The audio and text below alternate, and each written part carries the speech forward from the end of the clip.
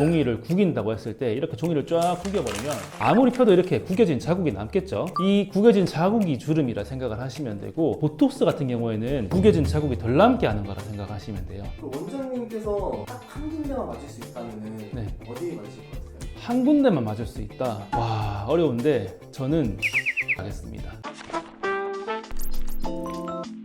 원장님, 네. 저도 30대가 되니까 거울 볼 때마다 주름도 조금 생기는 것 같고 얼굴도 점점 이제 막 처지는 것 같더라고요. 근데 원장님은 주름도 거의 안 보이신 것 같고 피부도 짱짱하신 것 같은데 비결이 있을까요? 제 비결은 여러 가지가 있지만 그 중에서 하나만 꼽으라면 보톡스입니다. 근데 보톡스가 좋다고 해서 나와 맞지 않는 부분에 함부로 보톡스를 맞다가는 원치 않았던 결과가 나올 수 있기 때문에 보톡스가 부위별로 어떤 효과를 내는지, 이게 나한테 맞는 적합한 시술인지를 알고 맞으셔야 됩니다. 오늘은 그래서 그런 내용에 대해서까지 한번 말씀을 드려보도록 하겠습니다.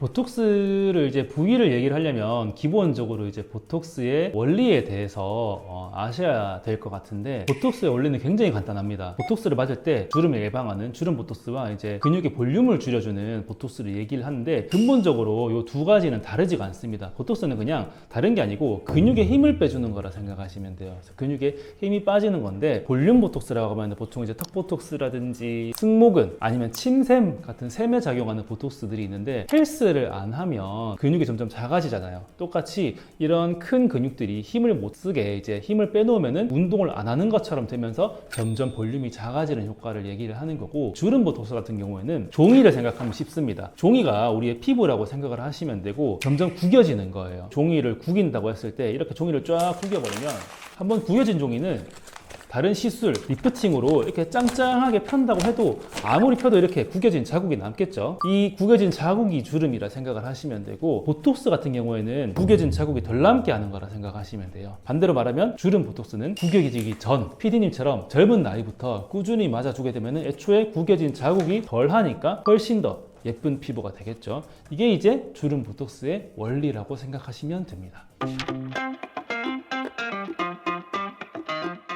네, 그럼 이제 보톡스 이제 원리는 알려주셨고 어디를 맞아야 그럼 가장 효과가 좋을까요? 원장님? 일단은 노화를 예방하기 위해서 보톡스를 맞고 싶다라고 하는 분들한테 제일 먼저 추천드리는 세 부위가 이마, 미간, 눈가입니다. 보통 우리가 주름 보톡스 3종이라고 하는데, 주름 보톡스라고 하면은 기본적으로 이제 피부가 얇고 피지선이 거의 없어서 노화가 빨리 오는 것이 눈 주변이에요. 이마라고 하면 눈썹을 위로 들 때 생기는 가로주름, 미간이라고 하면은 인상을 팍 쓸 때 생기는 세로주름, 그리고 이제 눈가는 눈을 세게 감거나 웃을 때 생기는 눈가 요 세 줄 가는 거 있죠. 그 주름을 얘기를 하는 건데, 이 부분이 이제 얼굴 전체에서 노화가 빨리 오고 주름이 빨리 생기는 부위이기 때문에 그게 제일 저는 이제 효과가 좋은 것 같아요. 그리고 이제 이 주름 보톡스 같은 경우에는 부작용이랄 게 많이 없습니다. 주사 위치에 따라서 가끔씩 이제 눈이 많이 내려오듯이 무거워진다거나, 반대로 덜 내려와서 이제 끝에만 올라가는 사무라이 눈썹이라고 하죠. 그런 증상이 생길 수가 있는데, 그거는 사실 시술자가 경험이 많으면 충분히 나이라든지 주름의 위치 같은 걸 고려를 해서 안 생기게 시술을 할 수 있기 때문에, 그 이외에는 사실 보톡스라는 게 부작용이랄 게 거의 없어요. 거의 없어서 이제 안전하고 비교적 저렴하면서 효과는 굉장히 큰 시술이다.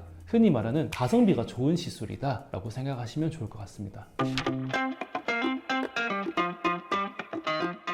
이마 같은 경우에는 아무래도 이제 젊은 사람들은 상관이 없는데, 나이가 좀 있으신 분들은 아무래도 근육의 힘이 조금 약해지기 때문에, 특히 이제 한 50대, 60대, 70대 분들, 이제 여성분들이 맞게 되면은 눈이 무겁다라는 증상을 호소하시는 분들이 간혹 있어요. 이제 그거는 주사 위치에 따라 조절이 가능한데, 아래로 내려올수록 눈썹 가까이에 주름이 있다면 효과는 좋겠지만 눈이 좀 무거울 수가 있겠고, 위로 올라갈수록 눈이 무거운 증상은 거의 없습니다. 그리고 이제 이 주름 자체의 위치도 사람마다 다르기 때문에, 보통 어려운 게 이제 주름 자체가 눈썹에 너무 가까이 붙어 있다, 이런 경우가 있거든요. 그런 경우에는 보톡스 위치를 조절하기도 하지만 보톡스의 용량을 조절하기도 합니다. 그래서 이제 최대한 눈이 무겁지 않으면서 시술을 할 수 있는 거는 시술자의 역량에 따라서 충분히 조절 가능하기 때문에, 그런 거는 너무 크게 걱정 안 하셔도 될 것 같고, 미간은 이제 여기 이 눈썹, 우리가 인상을 쓸 때 쓰는 근육이 이제 여기 있는데, 여기 이제 딱 모이면서 주름이 접히는 거라 가지고 모아주는 주름, 요 근육에 힘을 빼주게 되면은 간단하게 교정이 가능합니다. 미간은 리스크가 없을까요? 미간은 진짜로 리스크가 없는 게, 미간은 눈이 무거운 증상과는 상관이 없기 때문에 아무래도 여기가 이제 눈이랑 제일 가까운 부위에 놓는 거여가지고 약물이 주사를 할 때 이쪽으로 이제 약이 흘러내릴 수가 있어요. 그거는 정말 시술자만 조심을 하면 되는 거기 때문에 그것만 조심하게 된다면은 미간 보톡스야말로 가장 안전한 보톡스가 아닐까 생각합니다. 세 번째 눈가 주름이 네. 저는 이게 눈가 주름이 생기는 분이 있고 또 안 생기는 분들이 있더라고요. 피부 특징이 좀 다를까요? 아무래도 이제 피부가 조금 얇고 건성인 분들, 피지 분비량이 적으신 분들이 이제 피부가 얇은 경향이 있기 때문에 그런 분들이 조금 눈가 주름이 빨리 생기는 것 같아요. 눈가도 그럼 미간처럼 뭐 리스크는 따로 없을까요?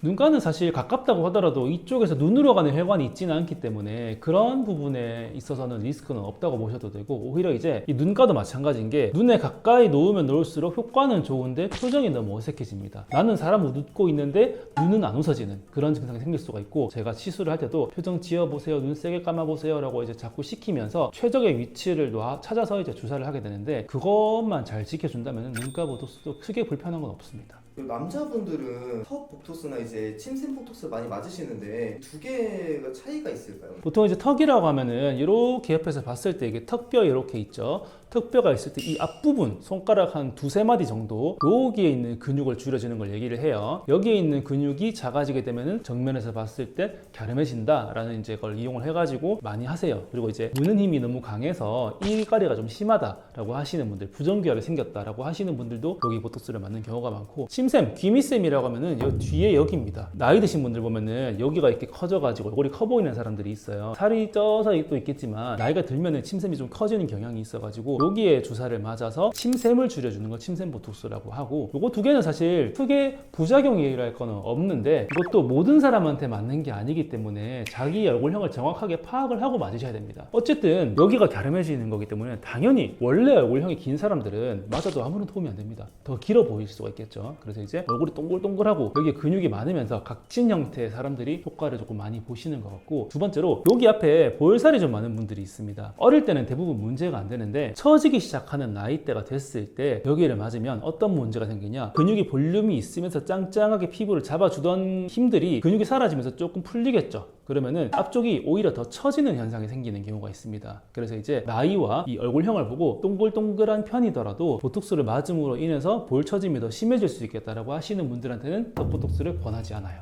그 원장님께서 딱 한 군데만 맞을 수 있다면은 네. 어디에 맞으실 것 같아요? 한 군데만 맞을 수 있다. 와, 어려운데 저는 눈가를 하겠습니다. 사실 이마주름이나 미간주름은 남자들한테는 생겨도 나이 들어 보이게 한다는 생각을 저는 안 하는 편이에요. 이마, 미간보다는 저는 눈가가 훨씬 더 이제 노화에 중요한 역할을 한다고 생각을 해서 저한테 한 군데만 맞으려고 한다면 저는 눈가를 맞겠습니다.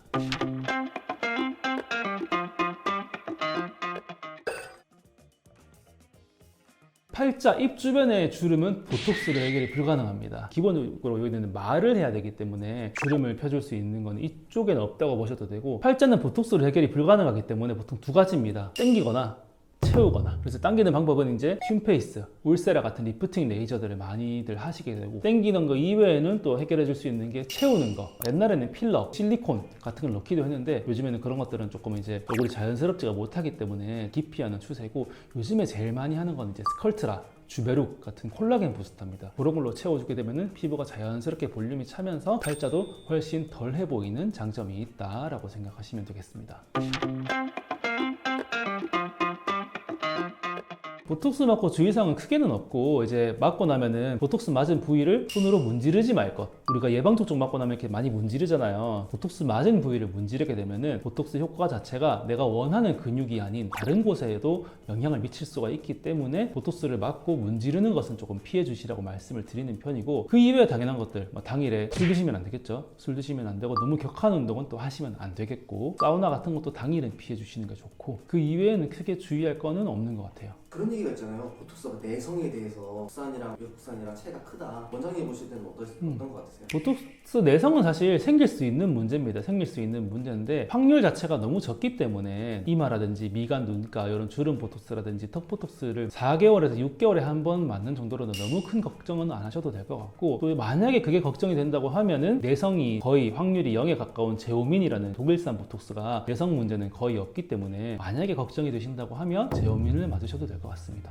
오늘은 그래서 이제 우리가 가장 기본적이고 많이들 알고 있지만 또 사람들이 궁금해하는 보톡스에 대해서 얘기를 해봤어요. 보톡스는 시술을 잘만 나한테 적합하게 한다면 노화를 늦추게 할 수 있는 비용은 저렴한 아주 좋은 시술이라고 생각을 하기 때문에 나한테 맞는 시술이 어떤 게 있는지 어떤 부위를 맞으면 좋을지 이번 영상을 통해서 잘 알고 가셔서 나한테 맞는 보톡스를 찾으시면 좋을 것 같습니다. 또 이외에 궁금한 부분은 댓글로 달아주시면 답변을 드릴 테니까 댓글 많이 달아주시면 감사하겠습니다. 안녕.